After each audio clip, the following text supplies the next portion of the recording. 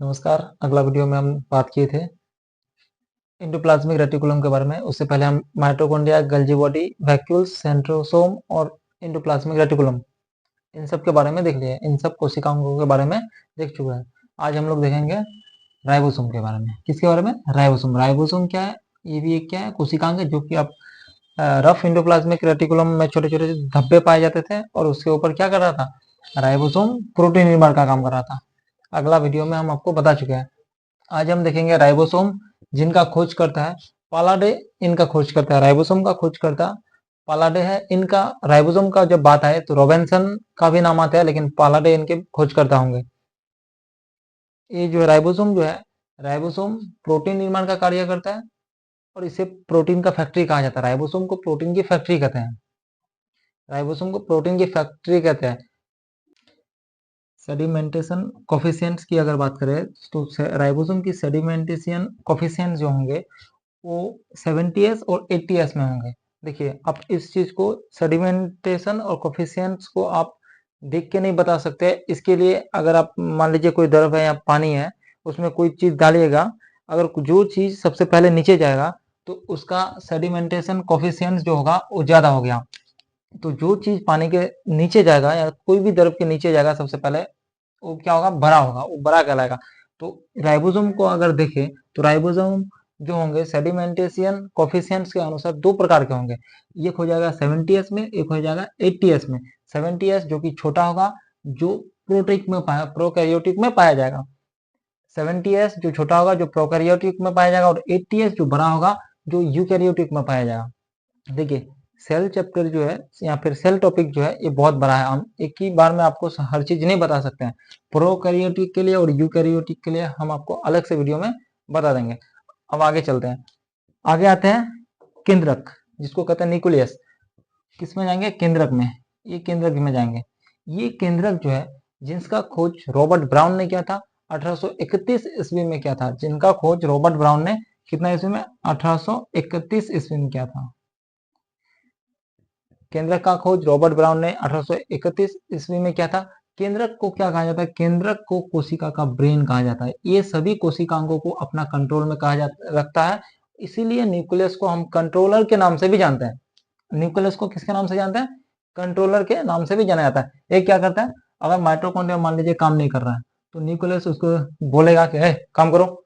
अगर Golgi body अगर काम नहीं कर रहा है, ये वैक्यूल्स काम ना करे, सेंट्रोसोम, एंडोप्लाज्मिक रेटिकुलम, यहाँ तक कि राइबोसोम भी काम कोई अगर ना करे, जितने भी कोशिका के अंदर मौजूद रहेंगे, अगर ये लोग काम ना करे, थक जाए या कुछ हो जाए, तो ये क्या कहेगा? केंद्रक क्या कहेगा? सबको डरा के रखेगा, सबको केंद्रक डरा के रखेगा, सबसे काम करवाएगा। इसीलिए केंद्रक को कोशिका का ब्रेन कहा जाता है। केंद्रक को कोशिका का ब्रेन कहा जाता है। केंद्रक में और क्या होता है? केंद्रक में प्रोटीन 80% पाया जाता है। 80% केंद्रक में प्रोटीन पाया जाता है। 10% डीएनए पाया जाता है और बाकी 10% अलग सब्सटेंस पाए जाते हैं। अब देखेंगे केंद्रक जो होता है, केंद्रक क्रोमोसोम, केंद्रक के अंदर क्रोमोसोम भी पाया जाता है, डीएनए आरएनए भी पाया जाता है। डीएनए आरएनए और जीन भी पाया जाता है। डीएनए आरएनए और जीन की अगर बात करें, डीएनए आरएनए और जीन की अगर बात करें तो वो भी केंद्रक के अंदर ही पाया जाता है। आपको डीएनए आरएनए क्रोमोसोम और जीन के बारे में हम अलग सा टॉपिक में अलग सा क्लास देंगे। एक ही वीडियो में बनाना सब कुछ पॉसिबल नहीं है। ठीक है, अगर आपको समझ में आया तो अगर स्क्रीनशॉट लेना चाहे इसका तो स्क्रीनशॉट ले सकते हैं। अगला देखेंगे लाइसोसोम। अगला देखेंगे लाइसोसोम। अगला देखेंगे लाइसोसोम, जिसका खोज क्रिश्चियन डी डुबे ने किया। जिसका खोज क्रिश्चियन डी डुबे ने किया। लाइसोसोम के अंदर एक जल अपघटक एंजाइम पाया जाता है, यानी कि लाइसोसोम के अंदर एक हाइड्रोलाइटिक एंजाइम पाया जाता है। जिस हाइड्रोलाइटिक एंजाइम के डर से सब कोई, जितने भी कोशिका के अंदर कोशिकांग सब होते हैं, माइटोकॉन्ड्रिया, गोल्गी बॉडी, वैक्यूल्स और भी अदर्स, जितने भी कोशिकांग होते हैं, ये लाइसोसोम के पास हाइड्रोलाइटिक एंजाइम पाया जाता है, जिस वजह से लाइसोसोम को देख के सभी कोशिकांग डरते हैं। क्योंकि एक ऐसा एंजाइम है, अगर किसी कोशिकांग पे अगर वो छिड़क दे, लाइसोसोम अगर किसी कोशिका पे छिड़क दे, अब मान लीजिए कि माइटोकॉन्ड्रिया ढंग से काम नहीं कर रहा है, ये लाइसोसोम माइटोकॉन्ड्रिया को बोलेगा कि काम नहीं करेगा, बोला कि माइटोकॉन्ड्रिया बोला नहीं करेंगे, तो ये नहीं करना चाहेगा, तो ये लाइसोसोम क्या करेगा? इस पे ये हाइड्रोलाइटिक एंजाइम छिड़क देगा, जिससे माइटोकॉन्ड्रिया नष्ट हो जाएगा। जिस डर से माइटोकॉन्ड्रिया, गोल्गी बॉडी, जितने भी कोशिकांग है, सभी लोग क्या करते हैं? ढंग से काम करते हैं। देखिए लाइसोसोम का रहना, कोशिका के अंदर लाइसोसोम का रहना भी अनिवार्य है। लाइसोसोम अगर नहीं होगा तो कोशिका के अंदर अगर कोई भी एक कोशिकांग मर जाए तो उसको कोई तो साफ करना चाहिए, साफ करने के लिए चाहिए ना। अगर राइबोसोम मर जाए, वैक्यूल्स मर जाए, गल्जी बॉडी मर जाए तो उसको साफ करेगा कौन? तो वो साफ करता है कौन? लाइसोसोम। कौन साफ करता है? लाइसोसोम। लाइसोसोम कोशिका को साफ करता है, इसलिए लाइसोसोम को कोशिकीय पाचन के नाम से भी जाना जाता है। यानी कि लाइसोसोम क्या कर रहा है? कोशिकीय पाचन का भी काम कर रहा है। कोशिका के अंदर कोई भी कोशिकांग अगर मर जाता है तो उसको क्या कर रहा है? साफ करने का काम कर रहा है। देखिए पूरे बॉडी को नहीं, जिस कोशिका के अंदर मरेगा वाला सॉरी, जिस कोशिका के अंदर कोई भी अगर कोशिकांग मर जाए, माइटोकॉन्ड्रिया हो, चाहे गल्जी बॉडी हो या वैक्यूलस हो, सेंट्रोसोम हो, इंडोप्लाज्मिक रेटिकुलम हो, कोई भी कोशिकांग अगर मर जाता है तो उस कोशिका के अंदर से सबको क्या करता है? साफ कर देता है। जो भी कोशिकांग मरता है उसको साफ करने का काम कौन करता है? लाइसोसोम करता है। तो कोशिका में लाइसोसोम का रहना बहुत अनिवार्य है। अब कभी कभार होता क्या है, माइटोकॉन्ड्रिया ढंग से काम नहीं करेगा, माइटोकॉन्ड्रिया बोलेगा लाइसोसोम का हम नहीं करेंगे, हम थक गए।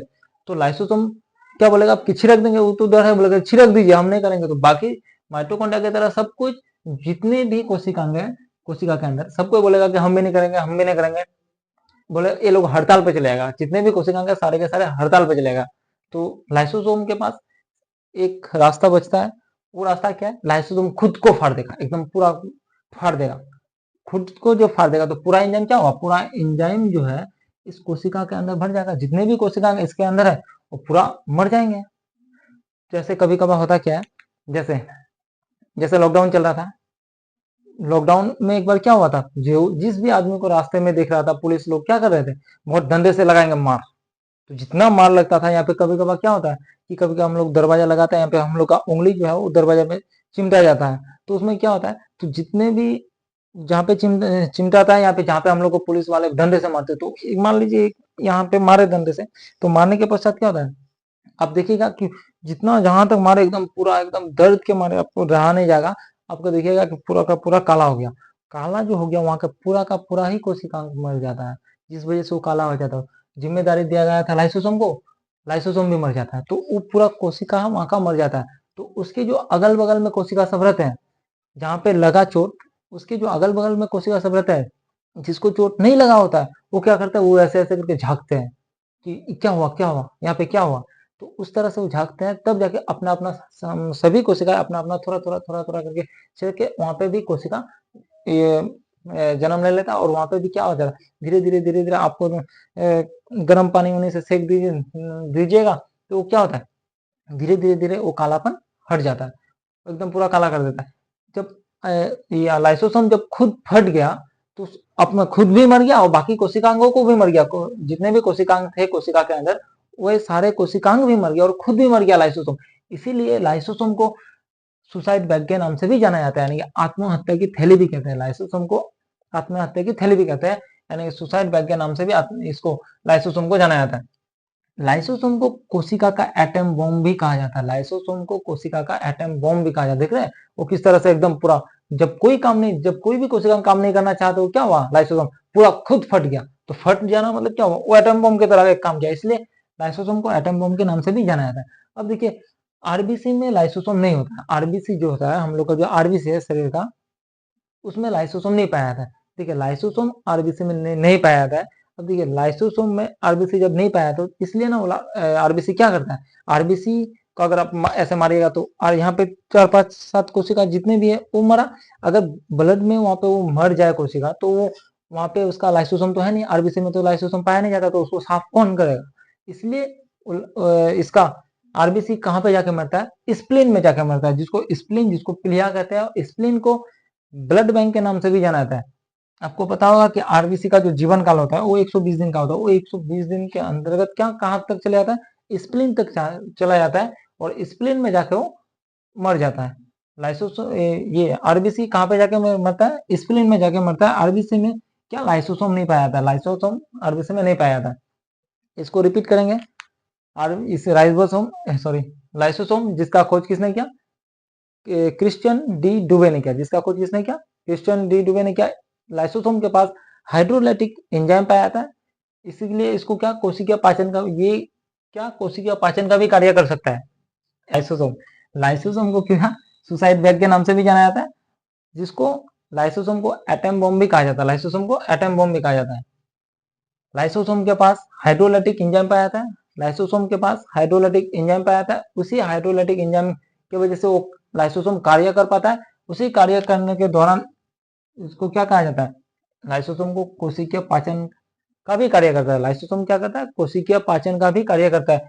लाइसोसोम को सुसाइड बैंक के नाम से जाना जाता है और लाइसोसोम को एटम बॉम्ब के नाम से भी जाना जाता है। लाइसोसोम आरबीसी में लाइसोसोम नहीं पाया जाता है, इसलिए स्प्लीन में वो जाके मर जाता है, स्प्लीन में जाके मर जाता है। ठीक है, अगला देखेंगे हम लोग अगला वीडियो में। अभी अगर स्क्रीनशॉट लेना चाहे तो आप ले सकते हैं।